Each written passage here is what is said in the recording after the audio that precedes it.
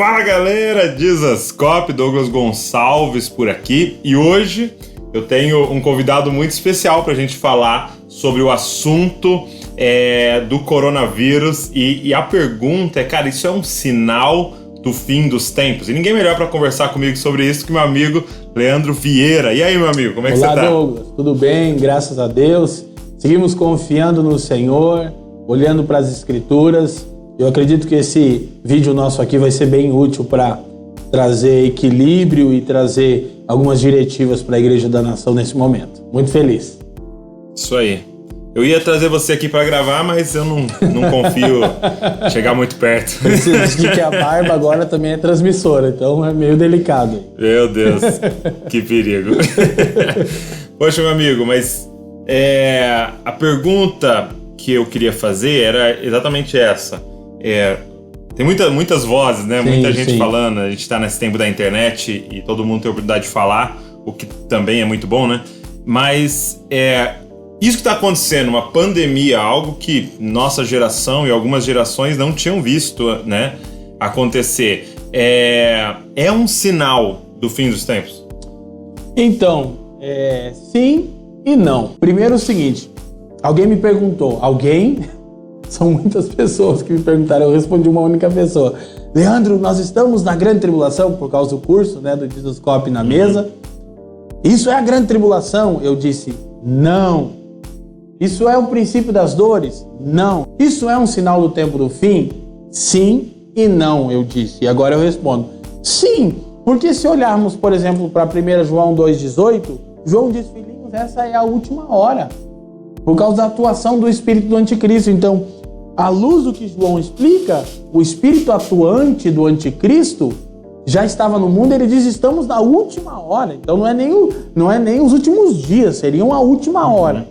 Mas não, porque não são os eventos descritos por Jesus no sermão profético em Mateus capítulo 24. A questão se já estamos no princípio das dores ou não, talvez há uma possibilidade, porque há guerras e rumores de guerras, mas a Escritura dá uma ênfase ao aumento desses eventos. Então, compreendemos que isso seria, assim, o princípio das dores de Mateus 24:8. Mas são sinais do tempo do fim. Eu penso que até uma coisa deve ser resgatada na nossa linguagem, e o problema com a visão grega de mundo, dualista ou gnóstica, é que não é o tempo do fim, é a consumação do plano de Deus. Então aqui há esperança.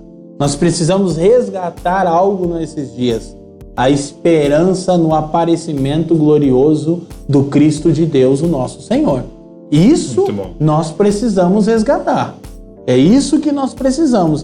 E nós, cristãos, revermos onde estamos depositando a nossa expectativa. Porque se isso durar, e eu não creio que há de se estender tanto, justamente por uma atitude sábia das autoridades, que talvez seja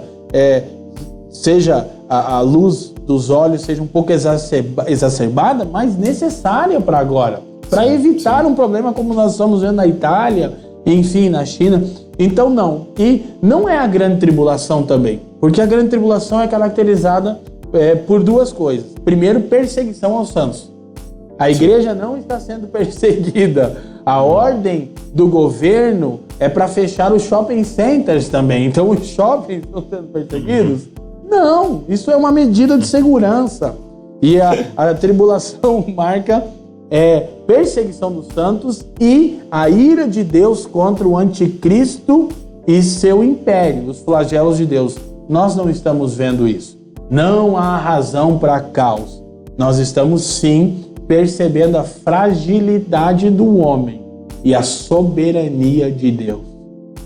Então nós precisamos compreender isso e precisamos também crer que, assim como a parábola do joio e do trigo de Mateus 13, já falamos sobre isso em outras ocasiões, elas nos ensinam que o trigo e o joio vão alcançar a sua plenitude. E o texto diz que o campo é o mundo e não diz que o joio são os crentes fracos. Joio são os filhos do maligno no texto. Então a maldade vai alcançar a sua plenitude. Jesus diz: deixai, pois, que ambos cresçam juntos.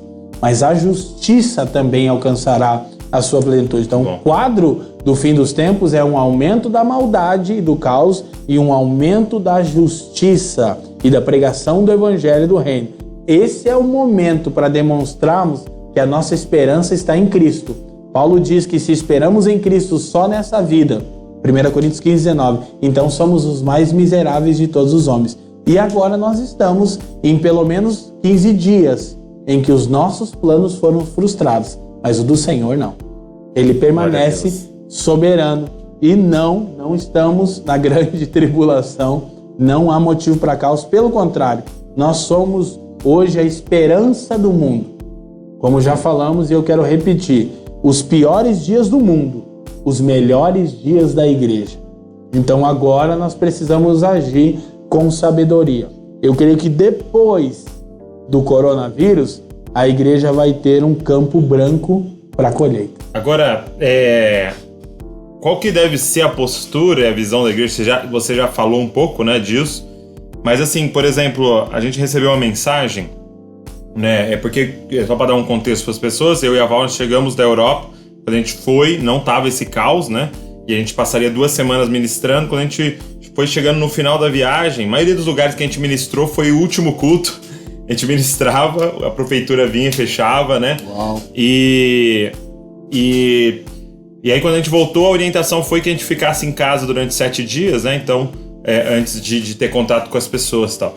E aí a gente começou a receber algumas mensagens, tipo assim, pô, como assim ficar em casa? Que falta de fé, né? Vocês não têm fé, tem que agir na ousadia. Qual deve ser a postura da igreja e do cristão? Porque eu percebo que existe uma mentalidade errada em tudo isso, né? Aquela velha interpretação errada do nós não somos desse mundo, mas não de uma forma ideológica, uma forma de sistema, mas como se nós fôssemos extraterrestres, né?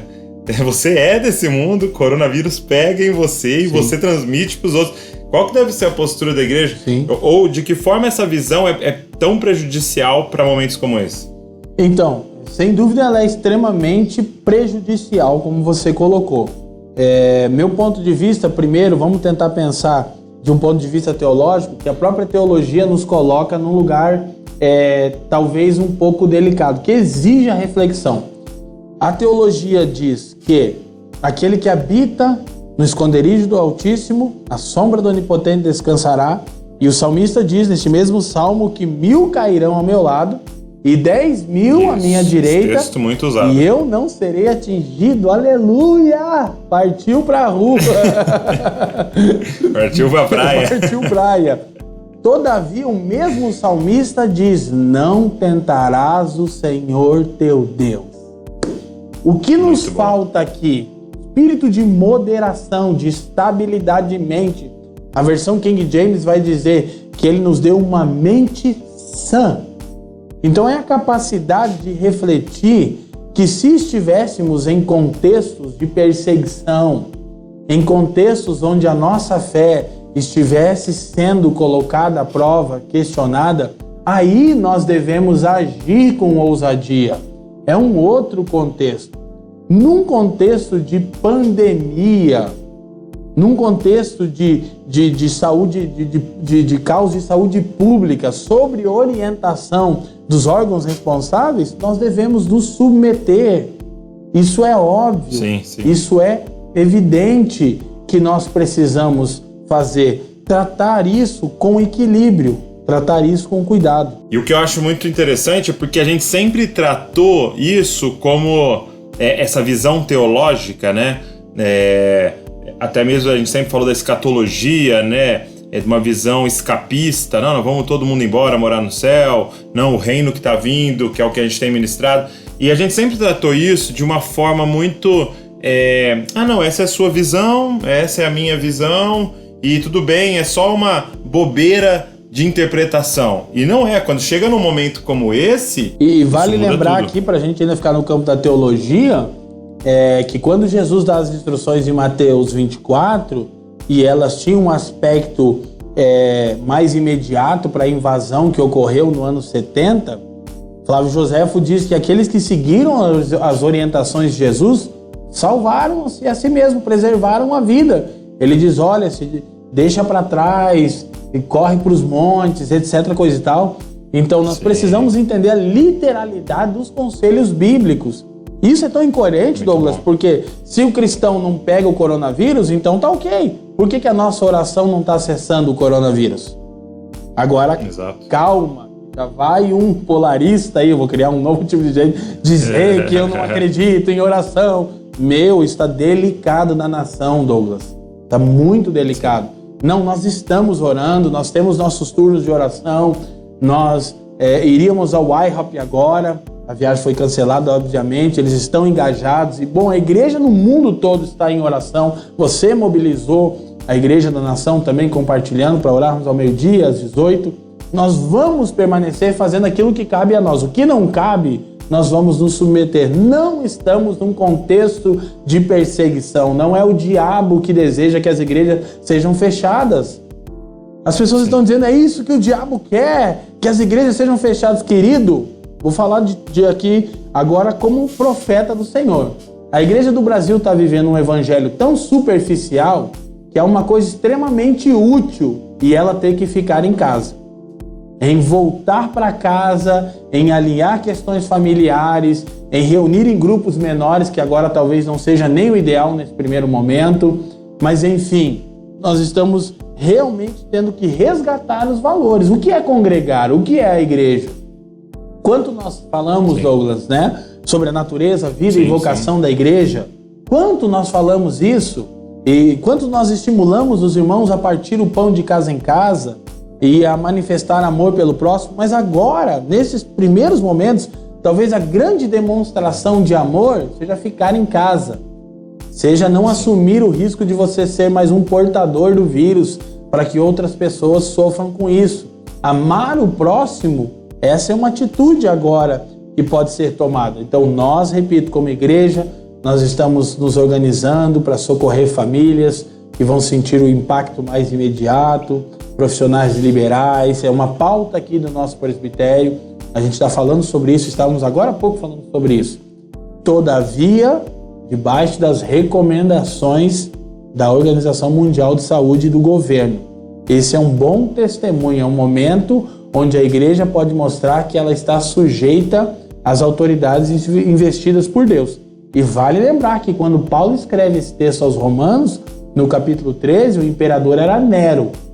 Nós não estamos nem perto. E ele ordena que a igreja submeta-se a um tirano, Douglas.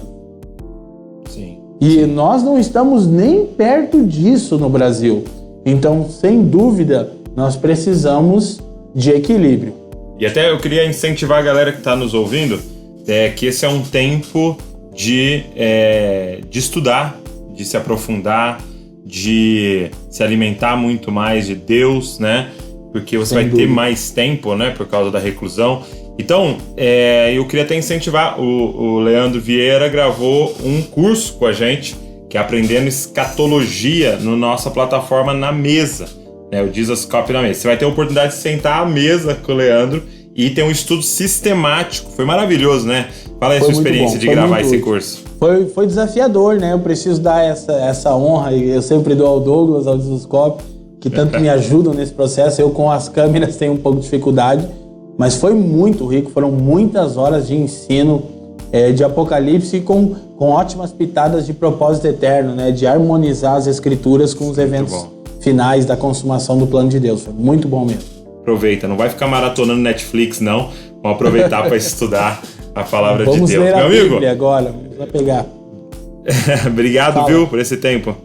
É isso, obrigado você, e eu espero que de alguma maneira possamos trazer um pouco de equilíbrio e de paz aos corações e reforçar. Nós somos o baluarte da verdade, a igreja é o povo de Deus, nós carregamos a semente incorruptível, a própria vida de Deus em nós, e esse é um momento oportuno de agirmos com moderação, com sobriedade, com estabilidade de mente, e quando esses dias passarem, e não se estenderão muito, eu não tenho dúvida disso, nós vamos poder socorrer os aflitos e demonstrar o amor de Cristo. E, aproveitando, repense seus valores nesses dias de caos. As Escrituras dizem, Douglas, um último adendo, em Isaías, que quando os juízos de Deus estão sobre a terra, os habitantes do mundo aprendem a justiça.